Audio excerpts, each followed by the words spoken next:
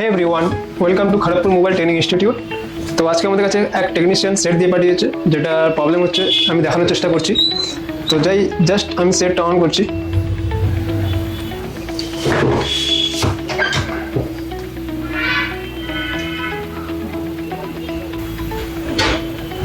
দেখতে পাচ্ছি ব্যাটারির লোগো এসে অফ হয়ে যাচ্ছে।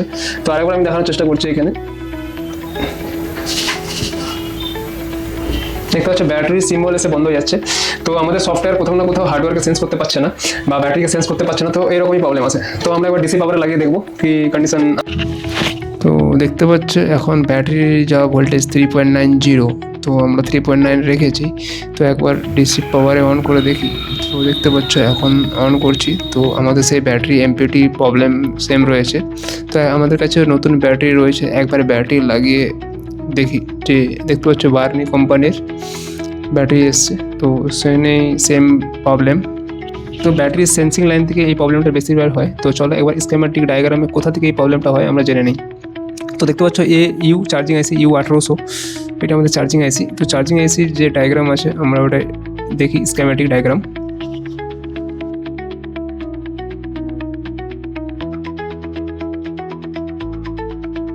তো দেখতে পাচ্ছ এইটা আমাদের চার্জিং আইসি। তো ওই চার্জিং আইসি একটু বড় করে নিই। তো দেখতে পাচ্ছ এখানে ভিব্যাট লেখা আছে 64, 65, 66, 73। এই চারটে লাইনে আমাদের ভিব্যাট ডাইরেক্ট ব্যাটারির পজিটিভ ভোল্টেজ আমাদের ডাইরেক্ট চার্জিং এসিকে দেওয়া হয়। এই চারটে লাইনের মধ্যে যদি লাইন কেটে যায় তো আমাদের এমপিটি বা সেট অন হবে না, ডিসি পাওয়ারে অন হতে পারে। তো আর এখানে দেখতে পাচ্ছ 74 আর 75 নম্বর যে আছে আমাদের, 74 নম্বর ব্যাটারি সেন্স পি আর 75 নম্বরে ব্যাটারি সেন্স এম।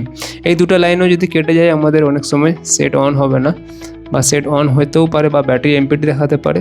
তো কিছু কিছু সফটওয়্যারই ওটা ডিসাইড করে যে কী প্রবলেম আসতে পারে। তো চলো একবার আইসিকে চেক করি। তো দোকানদার আইসি চেঞ্জ করে দেখে ফেলেছে, একবার আমরা আইসির জিআর চেক করি।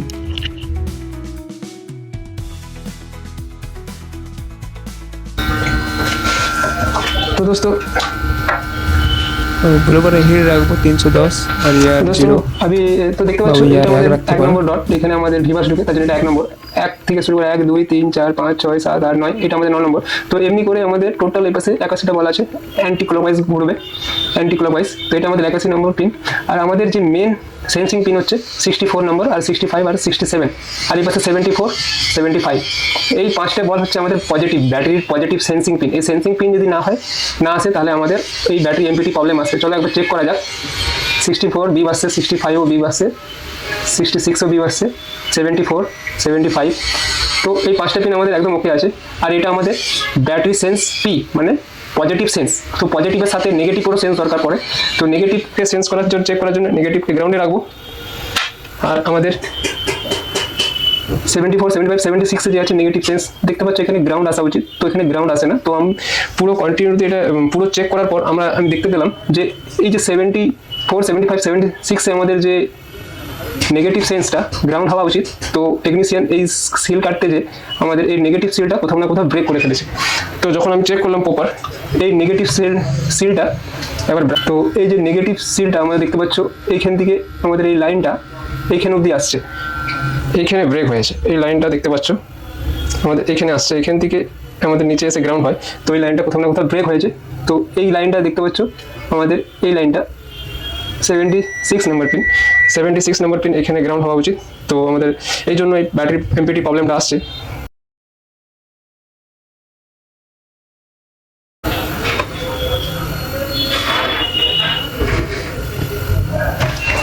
চলো এবার দেখা যাক যে এই পিনটা আমাদের গ্রাউন্ড হয়েছে কিনা। দেখতে পাচ্ছ এই লাইনটা এখন গ্রাউন্ড এসে আমি চেক করছি। দেখতে পাচ্ছ এখন গ্রাউন্ড আছে। তাহলে আমাদের 74 হচ্ছে পজিটিভ, 75 পজিটিভ, 76 গ্রাউন্ড। এখন দেখতে পাচ্ছ গ্রাউন্ড আসছে। তাহলে আমাদের এখন আইসিটা লাগিয়ে দেখা যাক।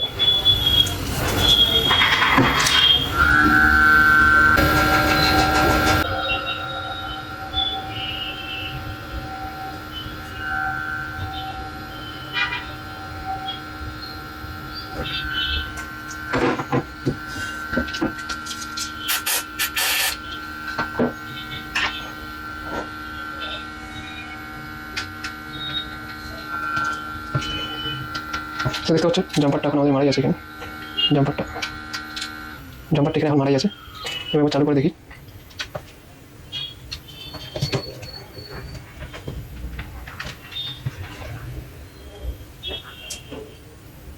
দেখতে পাচ্ছ সেটটা আমাদের এখন চালু হয়ে গেছে।